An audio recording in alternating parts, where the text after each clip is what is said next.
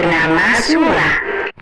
Suatu ketika, Sura dan buaya tidak sengaja berpapasan ketika sedang mencari mangsa di sebuah daerah yang banyak terdapat ikan-ikan kecil.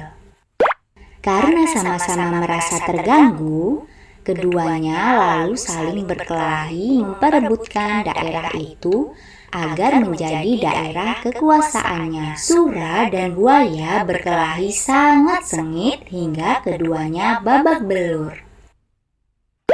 Setelah babak belur ditambah rasa lelah akibat perkelahian yang tidak kunjung usai, keduanya lalu sepakat untuk berdamai dengan membagi daerah itu menjadi dua. Satu bagian menjadi daerah kekuasaan Sura, dan bagian lainnya menjadi daerah kekuasaan buaya. Suasana damai berjalan hingga bertahun-tahun. Sura mencari mangsa di daerah kekuasaannya sendiri. Begitu pula dengan buaya. Keduanya tidak pernah melanggar perjanjian damai yang telah disepakati.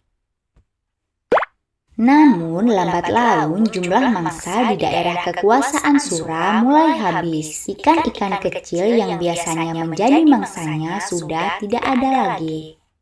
Sura lalu secara sembunyi-sembunyi mencari mangsa di daerah kekuasaan buaya. Ia bersembunyi di balik batu karang sambil mengendap-endap untuk mencari mangsa ikan kecil.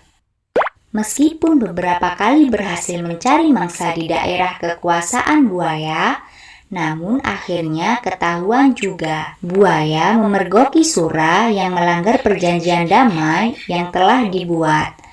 Perkelahian hebat pun tak terhindarkan. Buaya menggigit ekor Sura hingga nyaris putus. Sura pun menggigit ekor buaya hingga terluka dan bengkok. Perkelahian keduanya berlangsung hingga berhari-hari, berminggu-minggu, sampai keduanya tidak sanggup lagi berkelahi. Itulah salah satu cerita rakyat yang mengisahkan tentang asal-usul nama kota Surabaya. Hikmah dari cerita ini adalah kekerasan, apalagi perkelahian, tidak akan menyelesaikan suatu masalah. Carilah jalan keluar yang baik dan damai untuk menyelesaikan suatu masalah.